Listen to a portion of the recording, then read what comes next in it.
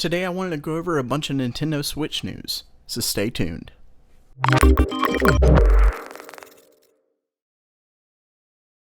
Welcome back to GamerMeld. Let's get right into it. First up comes a couple updates on the Nintendo Switch's now almost infamous left Joy-Con connectivity issues. For those who don't know, quite a few people are having an issue with the left Joy-Con's controller losing connection with the console frequently, especially if anything is obstructing its view. I haven't had this issue personally, but it does seem plenty have. Well, if you're having the problem, go ahead and send it to Nintendo. Their fix is quite simple, but at least they're fixing it.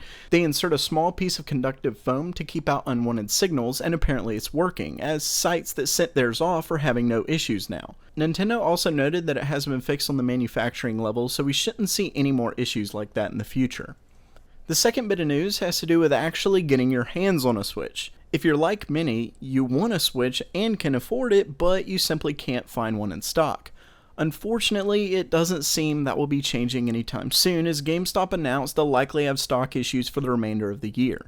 As quoted, the demand is incredibly strong for this Switch column. As soon as we get into our stores, it's out within hours. We anticipate that we're going to be chasing supply this entire year. This is even after reports that Nintendo will be doubling their production. This, at least in one way, is great news for the console, as the last time retailers had this much issue with stock was during the Wii's launch. So while it's too early to say for sure, it does appear that the Nintendo Switch won't be sharing the same unfortunate fate of the Wii U. Next up, I want to talk a little bit about the cost of the Nintendo Switch titles that a lot of people seem to be discussing right now. It's mostly personal opinion with some good news at the end. So yeah, many are reporting that third-party titles are more expensive on the Switch than their same versions on other consoles or platforms. I'd say there are a few reasons for that. One is something I don't think many are discussing. When you look at things like the VR space, you see that spending a lot for little content in comparison to, say, a typical Xbox game is very prevalent. I think the same thing applies here in two ways.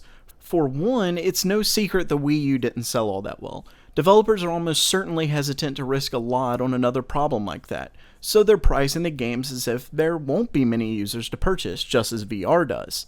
Simply put, AAA games are priced today with the expectation of millions of copies sold. It goes back to supply and demand. You can't spend millions on a game that only has the potential to sell thousands. Obviously, that analogy is a little exaggerated, but the point remains. The second is that this is a new platform and a way of playing. Console games on a handheld device must seem daunting for developers who haven't really looked at that space before.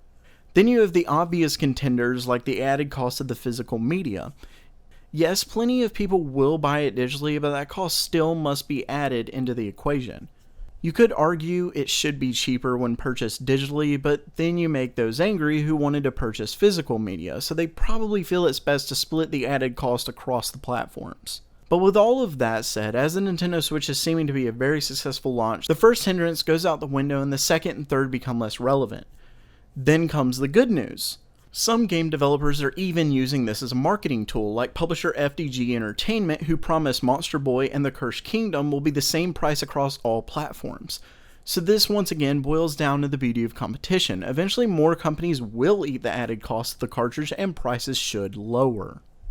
Lastly, it seems the Switch could be getting some great AAA titles soon. According to Express.co.uk, Ubisoft has invited, quote, select Nintendo Switch fans to join them in an online discussion about the console. That's definitely interesting, as a major push from Ubisoft could see other publishers following suit. Then there's some rumors of the Switch getting Dark Souls. As we heard a while back, the company had Dark Souls working on the Switch at performance levels they were happy with. We're also hearing that E3 will be really big for Switch, so it certainly seems pretty clear Nintendo's working really hard to get games for their newest console. And I'm definitely happy about that, since beating Breath of the Wild has left a nice hole in my heart. So I leave you with this question. What do you want to see on the Switch? Personally, I love the idea of playing Dark Souls on the go, but what about you? Let me know in the comments below. That does it for now. If you liked the video, don't forget to subscribe by clicking on the round icon in the middle. You can check out the most recent video and suggest a video to the left. Thanks so much for coming, and as always, have a great day.